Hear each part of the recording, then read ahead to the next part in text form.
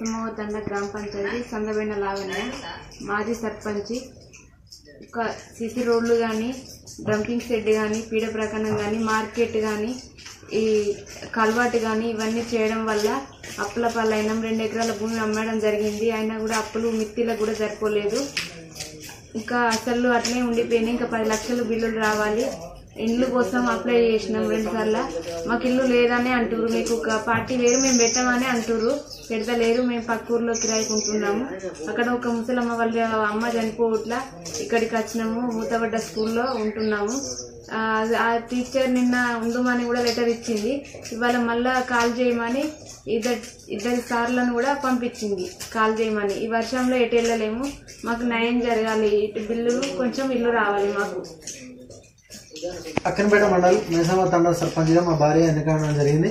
మీ ఎందుకంటే అభివృద్ధి పనుల భాగంగా బిల్లులు వస్తాయనే ఉద్దేశం కొద్ది అన్ని అభివృద్ధి పనులు సీసీ రోడ్స్ కావచ్చు, అభివృద్ధి పనులు చేయడం జరిగింది. క్రీడా మైదానం కావచ్చు, చాలా అప్పుడున్న ఎంపీడీఓలు కావచ్చు, కలెక్టర్ ఆదేశాల వారు కావచ్చు, ఇబ్బంది పెట్టి మెడవైన కత్తి పెట్టినట్టు మీరు ఇది చేయకపోతే మేము మెమోలు వస్తాయని చెప్పేసి మమ్మల్ని కొంచెం బాగా ఇబ్బంది పెట్టి ఆఫీసర్స్ చేయడం జరిగింది.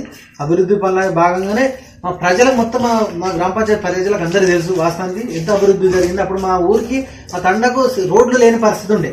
రోడ్లు లేని పరిస్థితి ఉండడం వల్ల మేము అప్పటికీ కూడా అభివృద్ధి భాగంగా మంచిగా అభివృద్ధి చేసినాం.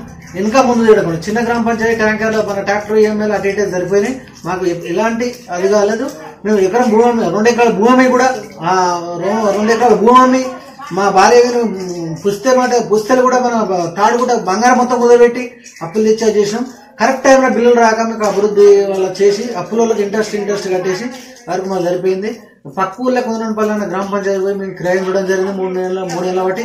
మాకు ఇల్లు కూడా రావాలంటే కూడా ఇల్లు కూడా ఎంపీడీఓతో కూడా మాకు చాలా సార్లు ముట్టుకోవడం జరిగింది. ఎంపీడీఓ కూడా పార్టీ పరంగానే చూసిండు తప్ప ఒక గ్రామానికి అభివృద్ధి చేసిండు. వీళ్ళు మాజీ సర్పంచులు వీళ్ళు బిల్లు రావాలని ఇబ్బంది ఉందని అర్థం చేసుకోలేదు. మస్తు చెప్పడం జరిగింది. లేటెస్ట్ న్యూస్ తెలుగు మరియు ఇంగ్లీష్ అప్డేట్స్ కోసం ఇప్పుడే క్యూన్యూస్ అఫీషియల్ యాప్ ని ప్లే స్టోర్ నుండి డౌన్లోడ్ చేసుకోండి. సరికొత్త సమాచారాల కోసం క్యూన్యూస్ వెబ్సైట్ ని ఫాలో అవ్వండి. ఛానల్లో ప్రాంతీయ, జాతీయ, అంతర్జాతీయ వార్తలు వీక్షించండి. లైక్ చేయండి.